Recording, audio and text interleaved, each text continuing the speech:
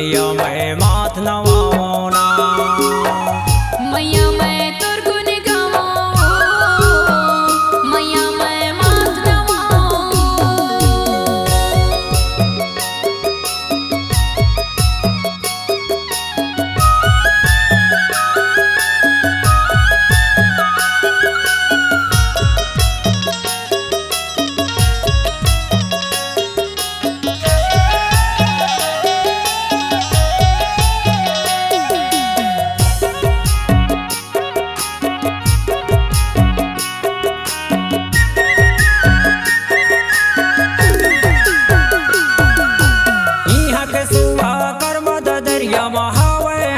ठिठोली गाँव गली के घनिया मेरैया में कोयली के मीठ बोली।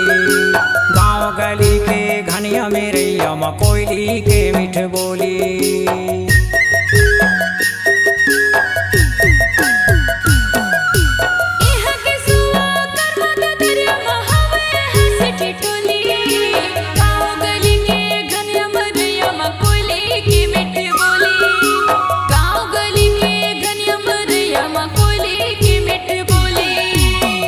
के नान घर तुरिया मोला, यहाँ के नान घर तुरिया मोला बाने सुहावे ओ। मैया मैं तोर गुण गावो,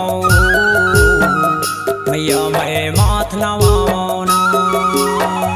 मैया मैं तोर गुण गावो, मैया मैं माथ नवाओ।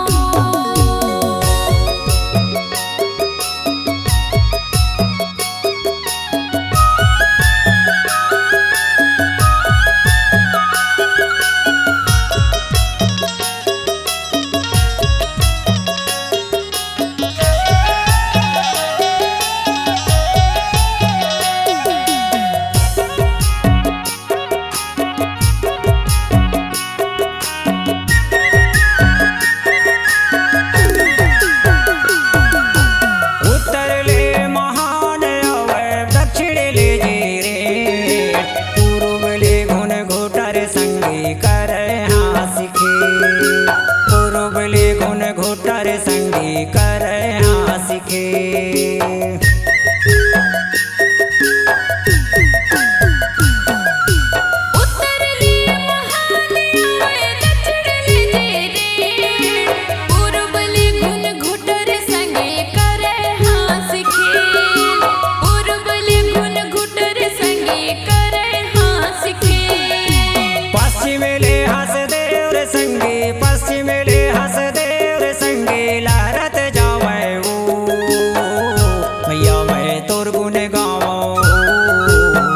मैया मैं माथ नवाना। मैया मैं तोर गुण गावो, मैया मैं माथ नवाओ।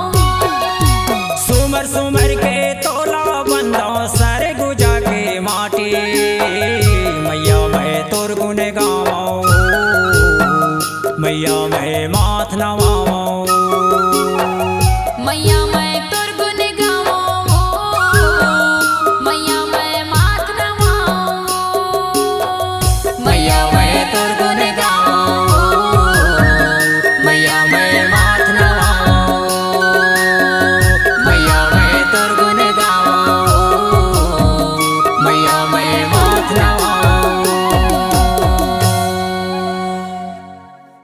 जी हाँ, हर सुर में छुपा है एक कहानी, संगीत का जहां है ये दीवानी। तो चले आइए MSR म्यूजिक बंजी में रचने अपनी नई कहानी।